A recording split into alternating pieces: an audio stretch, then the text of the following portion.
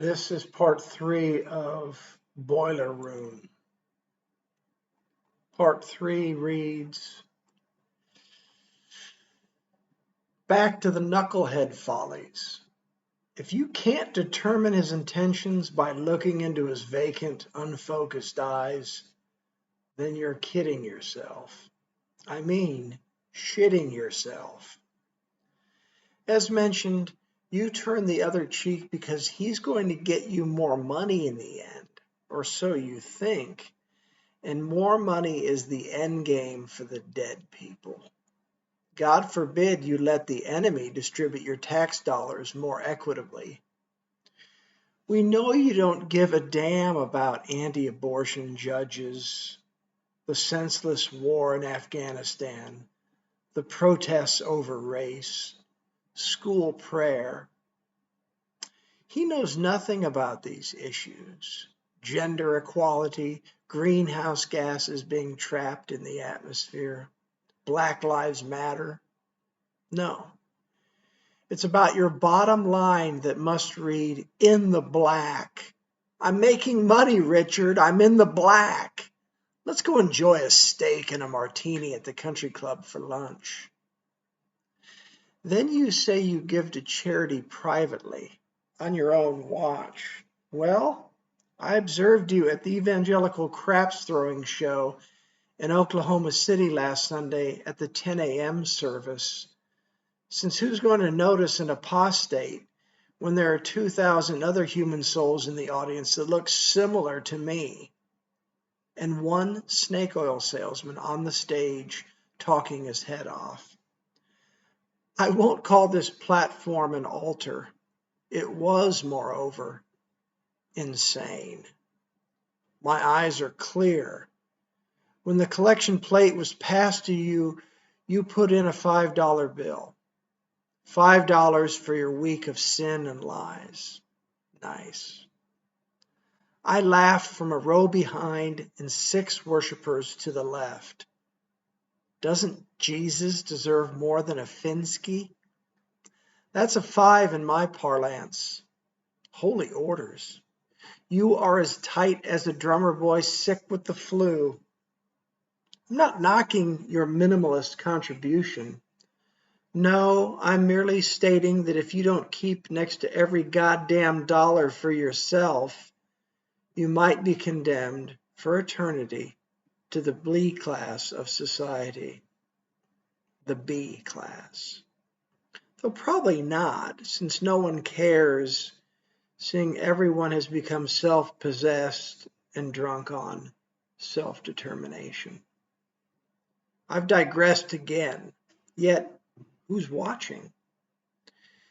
There is no 1984. What a bunch of baloney.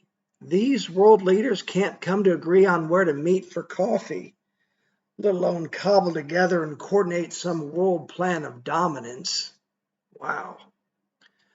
I'm coming from the other side of the mountain, I guess. I'm coming unglued.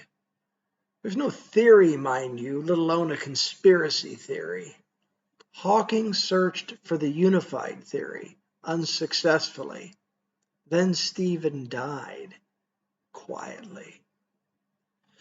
A multi-billionaire gave his beloved church a $5 bill last Sunday morning, a weekly donation into the collection basket made of wicker and tears. That is biblical. How about that handsome family of his in tow? Holy orders. That is a chain of zombies sycophanting its way through a boulevard of poo.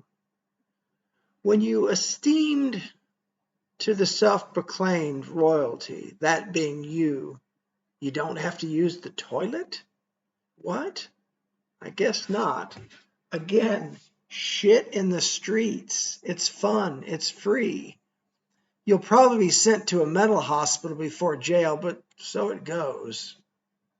Seems like bad hygiene to me, although my filter is screwed on differently and manufactured in a different time zone than yours by a different set of balls. Speaking of ball ache, that's British for a man who causes massive discomfort because you've revealed he's a charlatan, sociopath, narcissist, and a chump all rolled into one fat-ass ball of cheddar cheese blather. It's possible he was ordained to be such a dunce, hence the holy orders. So he's not to blame.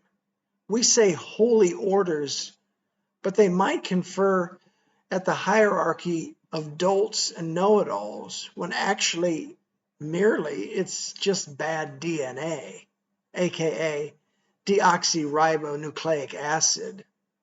Some get a stick that is short and brittle. Some get a club and smash their foes to bits and bobs of reddish pulp. Then there's the Pope who does what he wants.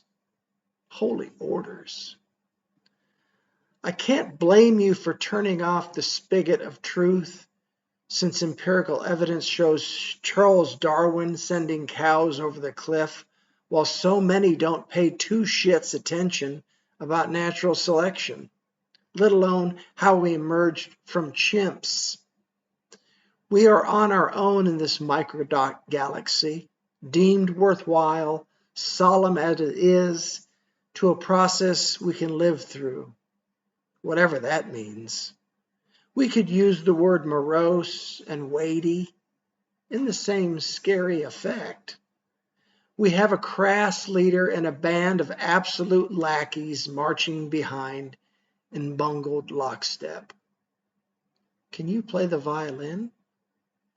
Oh, hello, Mr. Toady. Can I be your slave for 5 minutes of fame and attention?